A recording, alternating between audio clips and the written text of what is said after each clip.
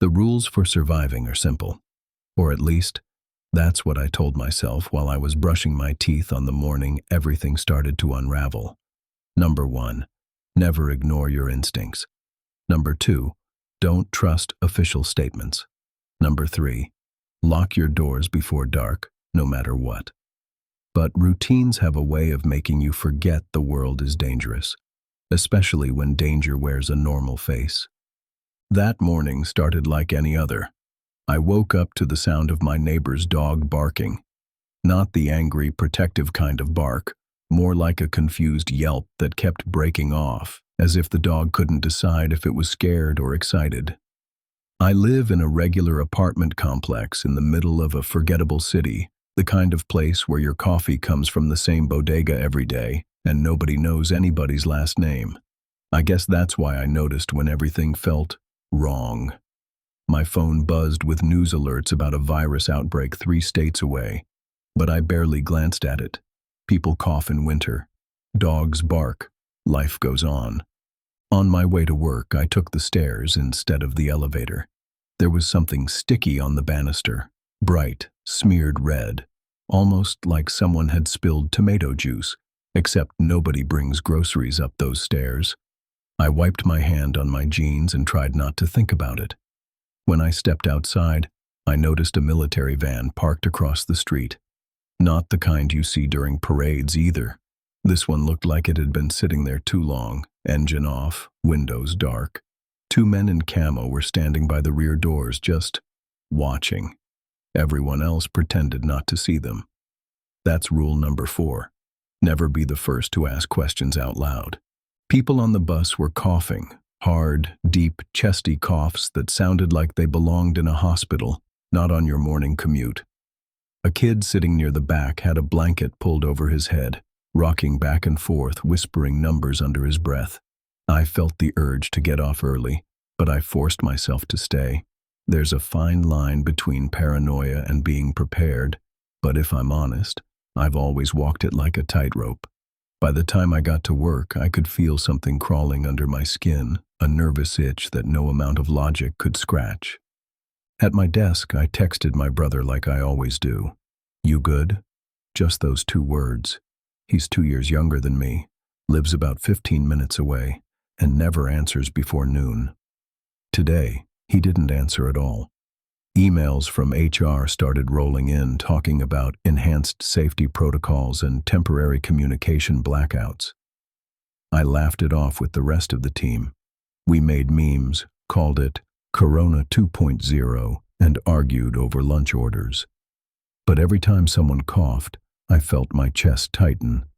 That's when the Wi-Fi went down, the phones too. 1 minute, the world was loud and annoying. The next, it was silent, just the hum of the office lights and the scratching of pens on paper. My best friend Jess works in the same building. She came by my cubicle, looking pale. "You hear from your brother?" she asked. I shook my head. She tried to call her mom, but the call dropped after 2 rings. Nobody else seemed to notice the panic building. They just shrugged, made jokes, kept scrolling on their dead screens. I watched Jess's hand shaking as she typed, and I realized the only thing keeping us sane was pretending we were. That's when we both heard the sirens, distant at first, then closer, until it sounded like they were circling the block. We looked at each other and, without saying it, agreed to leave early. Outside, the street was almost empty. The military van was gone, but there was blood on the sidewalk. Just a few dark spatters, like someone had coughed up something they shouldn't have. I felt my breath catch. Jess muttered, "Let's just go," and we headed for the subway. That's where I saw her, Mrs. Crane, my neighbor from the 3rd floor. She was standing on the platform, staring at nothing, her mouth hanging open. She didn't look like she recognized me. When the train arrived, she didn't get on. She just stayed there, unmoving, while everyone else pushed past her. I grabbed Jess's arm. "We need to go home." By the time we reached my apartment, the building was quieter than I'd ever heard it. The barking dog was silent. The only sound was the drip, drip, drip of a leaky faucet in the hallway. Jess sat on my couch, knees tucked to her chest, scrolling through old texts that wouldn't send. I checked my locks, every single one, and pushed the couch against the door. Rule number 5. When the world doesn't make sense, make your own sense. Reinforce your reality, even if everyone else says you're crazy. I wanted to call my brother again, but I couldn't. I wanted to go next door and check on Mrs. Crane, but I didn't dare. All I could do was wait and listen, and hope I was wrong about everything. But as night fell, and the city outside grew darker and quieter, I realized I already knew. Something was off, and nobody was coming to fix it. I barely slept that night. Every few minutes I jerked awake, certain I'd heard something moving outside the window or in the hallway. My apartment was never truly quiet, but now the silence felt thick, like the air was weighed down by all the things we weren't saying. Jess eventually crashed on my couch, still dressed, phone clutched in her hand. I sat by the window, watching the street, replaying my rules in my head. Number 6. Trust your gut, even when it terrifies you. Number 7. Stay together if you can, but never hesitate to run. In the first blurry light of morning, I saw it. A man shuffling across the parking lot, arms stiff at his sides, clothes smeared with something dark. I pressed my face to the glass. His mouth moved, but I couldn't hear him. Then he collapsed, legs folding under him. Nobody ran to help, nobody even looked out. That's when the screaming started. Somewhere down the hall, a high animal sound that made my stomach lurch. Jess woke up, eyes wide. "Did you hear that?" I grabbed a baseball bat from under my bed. There was pounding now. First a single fist, then a desperate slamming that rattled the frame. My neighbor, Evan, lived 3 doors down. I'd never heard him scream before. I cracked the door and peeked out. He was on the floor, blood streaking the wall behind him. Someone else, someone I didn't recognize, stood over him, swaying, head twisted at an impossible angle. When Evan saw me, his eyes pleaded, "Help." The stranger lunged, all jerky motion, hands outstretched. I slammed the door and braced my back against it, heart hammering.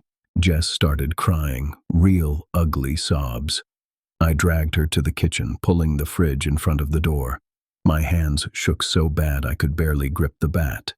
The pounding continued, then faded, replaced by wet, chewing sounds that made my skin crawl. Rule number 8. You only open the door if you're prepared to die. We hid in the dark, listening. In the hallway, something thudded and dragged. I could hear people moving, sometimes moaning, sometimes whispering. I lost all sense of time. Jess curled up under the kitchen table, whispering prayers.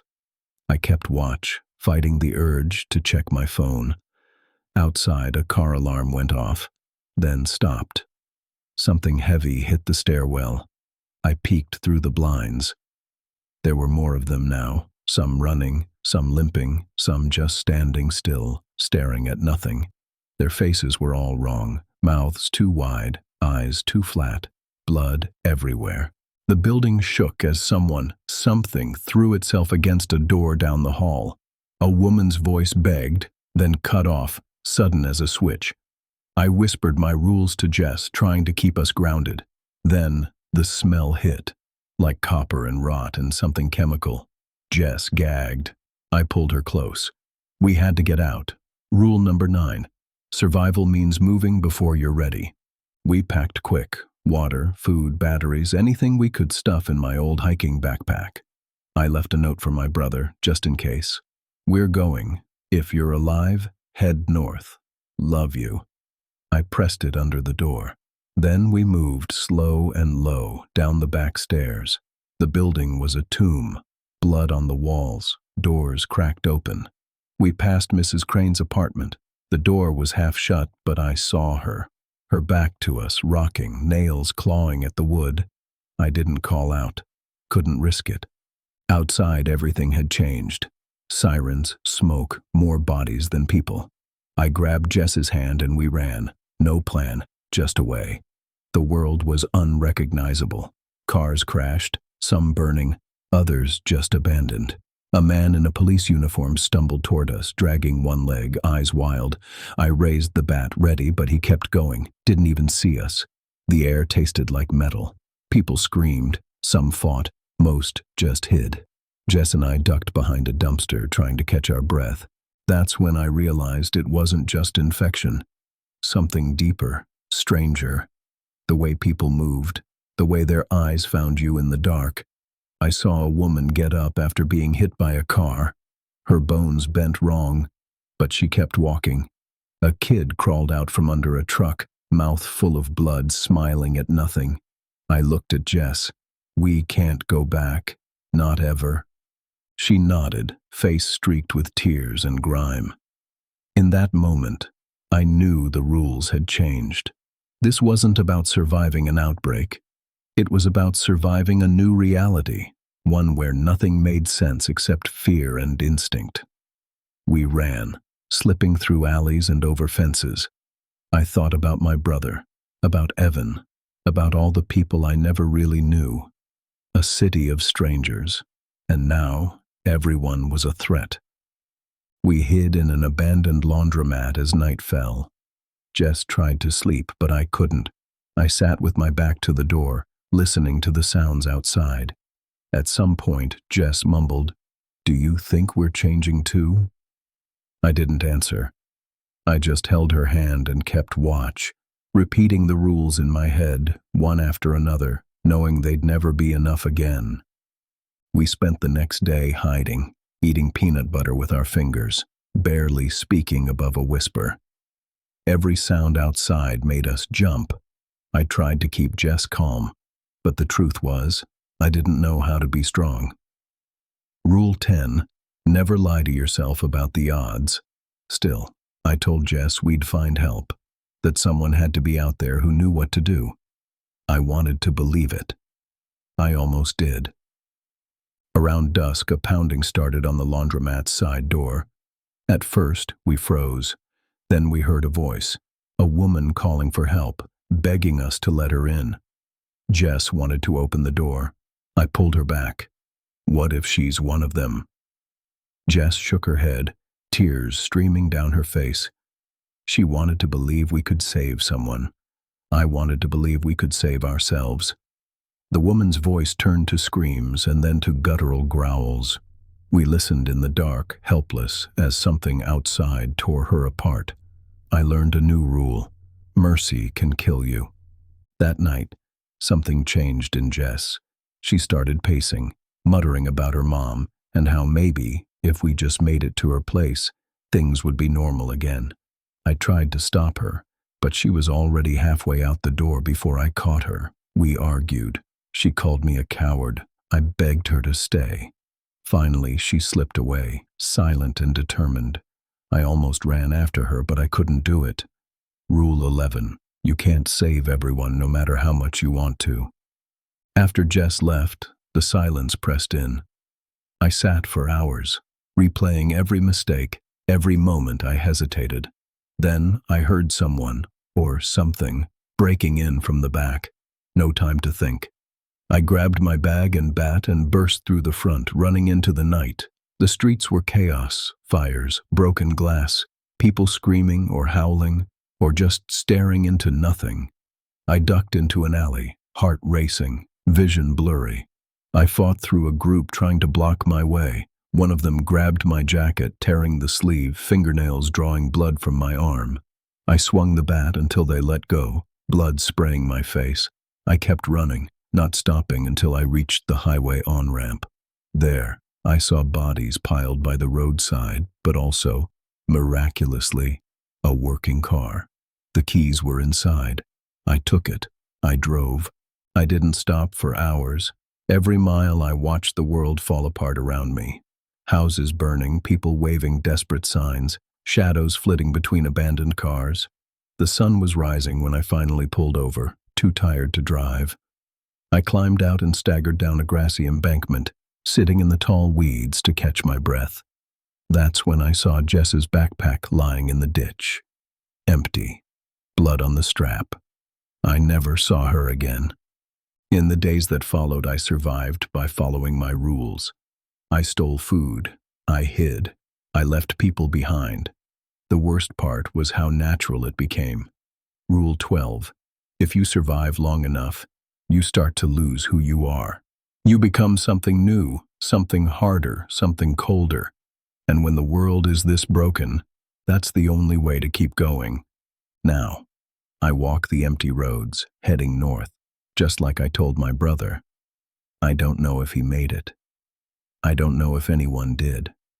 The old rules don't mean much anymore, but I keep them close. I whisper them when I'm scared, when I'm alone, when I'm about to do something I know I'll regret. Because in a world like this, rules are all you have. If you're hearing this, if you're out there, remember, survival only works if you follow the rules. Never trust the quiet. Never open the door for anyone. And never ever let yourself believe you're still the same person you were before. If you made it this far, you're one of us now. Hit subscribe for more true horror stories and drop your survival rules in the comments. Stay sharp, stay alive, and don't forget, next time it could be you. This is Dark Whispers. See you in the dark.